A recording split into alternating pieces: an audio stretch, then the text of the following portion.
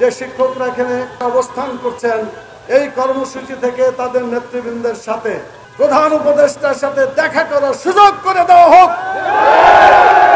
নন এমপিওভুক্তকে এমপিওভুক্ত করা সময় লাগতে পারে, কিন্তু সাক্ষাৎ করার জন্য কোন সময় অপচয় করার সময় জাতির কাছে নয়।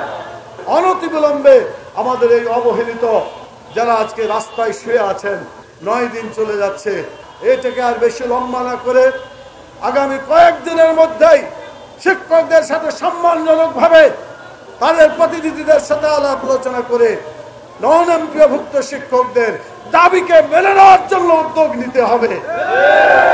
আসসালামু আলাইকুম ওয়া রাহমাতুল্লাহি ওয়া বারাকাতুহু। আল্লাহ তাআলার শুকরিয়া আদায় করছি। আলহামদুলিল্লাহ, আপনাদের এখানে আসার কথা আগে থাকলেও সফরের ব্যস্ততার কারণে আসতে পারি নাই। তবে ইতিমধ্যে আমাদের পক্ষ থেকে বাংলাদেশ জামাত ইসলামের সম্মানিত নায়েবে আমির জনাব ডক্টর সৈয়দ আব্দুল্লাহ মোহাম্মদ তাহের, অন্যতম সহকারী সেক্রেটারি জেনারেল জনাব রফিকুল ইসলাম খান এবং ঢাকা মহানগরীর দক্ষিণে সংগ্রামী আমির জনাব নুরুল ইসলাম বুলবুল সহ অন্যান্য নেতৃবৃন্দ বক্তব্য রেখেছেন এবং একাত্মতা প্রকাশ করে গেছে। অন্যান্য দলের মধ্যে উল্লেখযোগ্য যারা বাংলাদেশে জনগণের রাজনীতি করেন, তাদের প্রতিনিধি এখানে এসেও বক্তব্য রেখেছেন।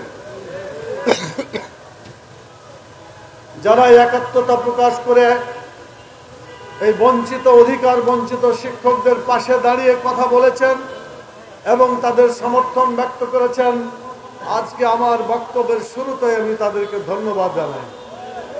বাংলাদেশের রাজনৈতিক দলগুলো যদি ঐক্যবদ্ধভাবে কোনো দাবি উচ্চারণ করে এবং সেটা আদায়ের জন্য চেষ্টা করে, সেই দাবি বাস্তবায়িত হয়ে থাকে, এটাই ইতিহাসের বৈশিষ্ট্য বলে আমরা দেখেছি।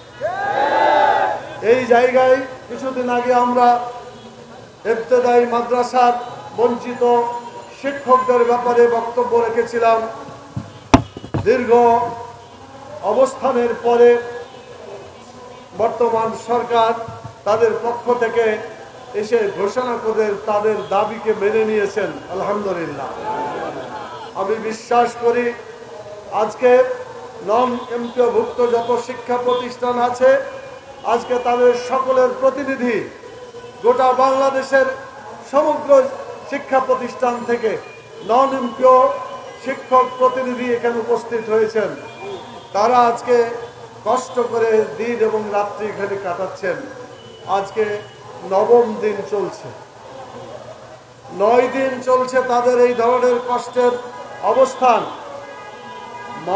মানবতা বলে শিক্ষকদেরকে ভাবে রাস্তায় বসে থাকাটা একটা দেশের স্বার্থের পরিপন্থী, একটা দেশের মর্যাদার পরিপন্থী। বাংলাদেশ যদি বিশ্বের দরবারে তার মর্যাদাকে টিকিয়ে রাখতে চায় এবং সত্যিকারভাবে প্রতিষ্ঠা করতে চায় শিক্ষা ব্যবস্থার মান এবং সম্মান, তাহলে অনতিবিলম্বে আজকের এই নন এমপিওভুক্ত শিক্ষকদের অবস্থানের এই জায়গায় এসে তাদের দাবি পূরণ করে তাদের এই কর্মসূচির সমাপ্তি ঘোষণা করা। আমরা বর্তমান সরকার প্রধান উপদেষ্টা সহ উপদেষ্টা সরকারের যারাই আছেন সকলের দৃষ্টি আকর্ষণ করে বলতে চাই, আপনারা লেখাপড়া করেছিলেন আপনাদের গ্রামের স্কুল কলেজ মাদ্রাসা ইত্যাদি জায়গা থেকে। সেই স্কুল কলেজ মাদ্রাসার শিক্ষক ভাইরা বোনেরা এখানে এসেছেন। শ্রদ্ধার সাথে তাদের সাথে ব্যবহার করা, সম্মানজনক আচরণ করা, তাদের দাবি শোনা এবং সেটাকে মেনে নেওয়া আজকে সময়ের দাবি। যদি আজকে দাবি মানা না হয়, বাংলাদেশের যে সমস্যা, অগণিত সমস্যা, এই সমস্যা যদি যুক্ত হয়, তাহলে দেশটিকে আমরা গন্তব্যস্থলে নিয়ে যেতে পারবো না। সেজন্য বাংলাদেশের অস্তিত্ব, বাংলাদেশের ভাবমর্যাদাকে সমুন্নত রাখার জন্য আজকের এই অধিকার বঞ্চিত নন এমপিওভুক্ত শিক্ষকদের দাবি অবশ্যই মেনে নিতে হবে। আমরা লক্ষ্য করেছি বিগত ফ্যাসিস্ট সরকারের আমলে তারা দীর্ঘ 17 বছর বিভিন্নভাবে তারা প্রতিষ্ঠানগুলোকে ধ্বংস করে দিয়েছে। আজকে যদি তাদের এই ধ্বংসাবশেষ থেকে এদেরকে উদ্ধার করে না হয়, বাংলাদেশের শিক্ষা ব্যবস্থা আরো ধ্বংসের দিকে চলে যাবে। সেই জন্য বাংলাদেশের শিক্ষা ব্যবস্থাকে সুন্দর করার জন্য, শিক্ষকদের মর্যাদা ফিরিয়ে আনার জন্য, আমাদের ছোট ছোট ছেলেমেয়েরা বিভিন্ন জায়গায় যে স্কুল কলেজ মাদ্রাসায় লেখাপড়া করে সেই সমস্ত ছাত্রদের শিক্ষা জীবন একটা ব্যাহত হবে এবং তাদের শিক্ষা জীবন ব্যাহত হওয়ার ফলে আগামী দেশের জেনারেশন সত্যিকার ভাবে গড়ে উঠতে পারবে না। সেই জন্য সরকারকে এটা বুঝতে হবে। আমি 3টা প্রস্তাব দিতে চাই। প্রথম প্রস্তাব হচ্ছে, বিগত ফ্যাসিস্ট সরকারের আমলে বাংলাদেশের যত কোটি টাকা লুটপাট করা হয়েছে ওই টাকাগুলো উদ্ধার করে বর্তমান এমপিওভুক্ত শিক্ষকরা বেতন হিসাবে প্রদান করা হবে। এখানে কোন ধরনের দুর্বলতা দেখালে চলবে না। কোটি কোটি টাকা তারা তসরুপ করেছে। আপনাদের মনে আছে একজন পিয়ন, প্রধানমন্ত্রীর দপ্তরে যে পিয়ন, সেও মাসে কত কোটি টাকা? 400 কোটি টাকা কামাই করেছে। তার মানে জনগণের টাকা আত্মসাৎ করেছে, কিন্তু তার কোনো বিচার হয় নাই। ঠিক তেমনি ভাবে আপনারা দেখেছেন ফ্যাসিস্ট সরকারের একজন মন্ত্রী, তার বাড়ির সংখ্যা লন্ডনে সম্ভবত 360টি বাড়ি তারা করেছে। আপনারা বলেন একটা মানুষ বাস করার জন্য কয়টা বাড়ি দরকার? একটা হলেই তো চলে। আর এসব বাড়ি করেছেন, এই বাড়ি কোনো কাজে লাগবে না, কবরে যায় সব খবর আদায় করা হবে। সেই জন্য আমরা বলি, যারা এই ধরনের লুটপাট করেছে, বাংলাদেশের অর্থনীতিকে ধ্বংস করেছে, বর্তমান অন্তর্বর্তীকালীন সরকার যেখানে যে এই টাকাগুলো রয়েছে চুরি করেছে, ডাকাতি করেছে, বিভিন্নভাবে আত্মসাৎ করেছে, এই টাকাগুলো উদ্ধার করে এমপিওভুক্ত শিক্ষকদের এখন থেকেই বেতন চালু করা হোক। আপনারা নন এমপিওভুক্ত যারা আজকে শিক্ষকরা এখানে আছেন, তাদের বেতন না থাকলে তারা লেখাপড়া করবে কিভাবে? সেজন্য একটা মানুষের বেঁচে থাকার জন্য খাদ্য, বস্ত্র, শিক্ষা, চিকিৎসা, বাসস্থান দরকার হয়। কিন্তু বর্তমান বাংলাদেশের এই নন এমপিওভুক্ত শিক্ষকদের অবস্থা অত্যন্ত করুণ। আমি নিজে জানি, আমি নিজেও কয়েকটা শিক্ষা প্রতিষ্ঠান করেছি, সেগুলোও একই অবস্থা হয়ে আছে। প্রিয় ভাইরা, আজকে আমি তাই বর্তমান সরকারের কাছে বলতে চাই, 2 নম্বরের প্রস্তাব হলো যে এখন থেকে প্রক্রিয়া করে শুরু করে দিয়ে বর্তমান যে শিক্ষকরা এখানে যারা অবস্থান করছেন, এই কর্মসূচি থেকে তাদের নেতৃবৃন্দের সাথে, প্রধান উপদেষ্টার সাথে দেখা করার সুযোগ করে দেওয়া হোক। টাকা দিতে দেরি হতে পারে, এমপিওভুক্ত নন এমপিওভুক্তকে এমপিওভুক্ত করা সময় লাগতে পারে, কিন্তু সাক্ষাৎ করার জন্য কোন সময় অপচয় করার সময় জাতির কাছে নয়। এই জন্য আমরা বলবো, শিক্ষা বিভাগে যারা জড়িত আছেন, শিক্ষা উপদেষ্টা সহ তাদের অধীনস্থ যত কর্মকর্তা যারা আছেন, সকলে অনতিবিলম্বে আমাদের এই অবহেলিত যারা আজকে রাস্তায় শুয়ে আছেন, সেহরি খাওয়ার অবস্থা কি হয়েছে আমরা জানি না, ইফতারির অবস্থা কি জানি না, নামাজ পড়ার, তারাবি নামাজ পড়ার কোনো ব্যবস্থা পাইছে কিনা, অথচ তারা দিনের পর দিন এখানে অবস্থান করছে। 9 দিন চলে যাচ্ছে, রোজার আজকে 2য় দিন।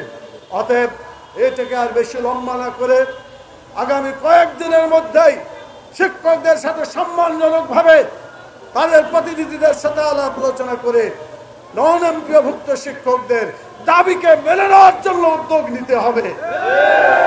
বাংলাদেশের জনগণ এটা দেখতে চায়, যত তাড়াতাড়ি সমস্যার সমাধান হবে তত সুন্দর শিক্ষা ব্যবস্থা জাতি ফিরে পাবে। এই শিক্ষকরা রাস্তায় পড়ে থাকলে লেখাপড়া ক্ষতিগ্রস্ত হচ্ছে, শিক্ষকরা ক্ষতিগ্রস্ত হচ্ছে, গোটা জাতি ক্ষতিগ্রস্ত হচ্ছে, আন্তর্জাতিক বিশ্বে বাংলাদেশের মর্যাদাহীন হয়ে পড়ছে। সেজন্য আজকে আমি অনুরোধ করব, আর সময় না নিয়ে তার যত দ্রুত সম্ভব শিক্ষকদের এই দাবিকে মেনে নেওয়ার জন্য।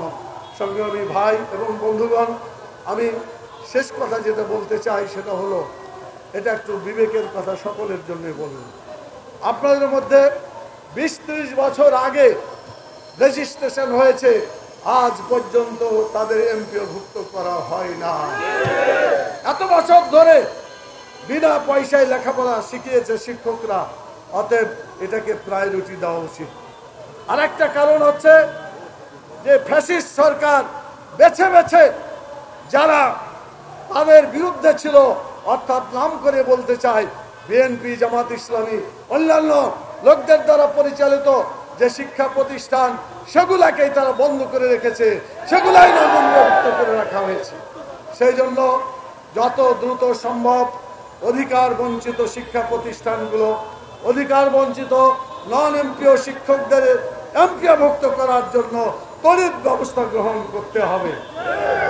আমি আরেকটি কথা বলতে চাই প্রিয় ভাইরা, ভাই এবং বোনেরা, সেটি হলো আপনারা জানেন যে একটা স্কুল প্রতিষ্ঠা করার জন্য দেশের জনগণ তারা নিজেরা জমি দেয়, নিজেরা স্কুল বানিয়ে দেয় এবং নিজেরা বিনা পয়সায় লেখাপড়া শিখে শিক্ষা প্রতিষ্ঠানকে মানুষ করে আস্তে আস্তে বড় হয়। এদেশের জনগণ শিক্ষা ব্যবস্থাকে বাঁচিয়ে রেখেছে। পরবর্তী পর্যায়ে সরকার এই শিক্ষা প্রতিষ্ঠানগুলো বাছাই করে নিয়ে তারা সরকারিকরণ করে, এমপিওভুক্ত করে, বিভিন্নভাবে করে। যদি এটা নিয়ম চালু থাকে, আমি বলবো বর্তমান সরকার একটি তদন্ত কমিটি গঠন করুন। যারা অধিকার বঞ্চিত 20-30 বছরের পুরাতন রেজিস্ট্রেশন পেয়েছে কিন্তু এমপিওভুক্ত হয় নাই, প্রথম কিস্তিতে তাদের অধিকার পূরণ করার চেষ্টা করুন। দ্বিতীয় পর্যায়ে যেটা করতে হবে, এমপিওভুক্ত করার জন্য যাদের শর্ত ঠিক আছে, যারা লেখাপড়া করাচ্ছে, শিক্ষক আছে, ছাত্র আছে, প্রতিষ্ঠান আছে, এগুলা যারা ঠিকভাবে পরিচালনা করছে, দ্বিতীয় পর্যায়ে তাদেরকে এমপিওভুক্ত করার প্রক্রিয়া গ্রহণ করতে হবে। আর যদি কোনো জায়গায় কোনো শিক্ষা প্রতিষ্ঠানের কোনো দুর্বলতা থাকে, সরকারের পক্ষ থেকে তাকে বলতে হবে এই এই দুর্বলতা আছে, এগুলো আপনারা পূরণ করেন, আপনাদেরকেও তালিকাভুক্ত করে আপনাদেরকে এমপিওভুক্ত করা হবে। এই তিনটা ধারায় যদি বর্তমান সরকার একটা উদ্যোগ গ্রহণ করে এবং এখানকার জাতীয় অধিকার বঞ্চিত নন এমপিওভুক্ত শিক্ষকদের সাথে, তাদের প্রতিনিধির সাথে প্রধান উপদেষ্টা তিনি যদি কথা বলেন, এর কারণে শিক্ষকদের মর্যাদা ফিরে আসবে ইনশাআল্লাহ। সেই জন্য আমি দেরি না করে আমি এই অধিকার প্রতিষ্ঠার জন্য আমি বর্তমান সরকারের দৃষ্টি আকর্ষণ করছি। আমাদের সাংবাদিক বন্ধুগণ বিভিন্ন দিন, বিভিন্ন দিবস, বিভিন্ন অনুষ্ঠান তারা দেখেছেন। আজকে শিক্ষকদের পাশে আপনারা দাঁড়িয়েছেন। যতদিন পর্যন্ত এই এমপিওভুক্ত না হবে নন এমপিওভুক্ত শিক্ষা প্রতিষ্ঠান এবং শিক্ষকগণ, ততদিন পর্যন্ত আপনাদের সহযোগিতা অব্যাহত রাখবেন ইনশাআল্লাহ। আমি সাংবাদিক বন্ধুদের কাছে আবেদন জানাই। আমি ইতিমধ্যে একজন উচ্চ কর্মকর্তা বর্তমান সরকারের, গতকালকে আমি কথা বলেছি, তিনি আমাকে আশ্বাস দিয়েছেন যে তিনি প্রধান উপদেষ্টার কাছে গিয়ে কথাগুলো বলবেন, এটা বাস্তবায়ন করার চেষ্টা করবেন। আমি আশা করি সরকার যদি আন্দোলনের মাধ্যমে এটা পূরণ করে আলহামদুলিল্লাহ, আর যদি এর চাইতেও কঠিন আন্দোলন তারা যদি চান, সেটাও জনগণ করতে প্রস্তুত আছে। আমি আমার বক্তব্য এখানে শেষ করতে চাই। আপনাদেরকে সংগঠনের পক্ষ থেকে বাংলাদেশ জামাত ইসলামীর আমির জনাব ডক্টর শফিকুর রহমান এর পক্ষ থেকে আপনাদের আন্দোলনের একাত্মতা ঘোষণা করার খবর জানিয়ে আপনাদেরকে ধন্যবাদ জানিয়ে আমি আমার কথা এখানে শেষ করছি। আসসালামু আলাইকুম।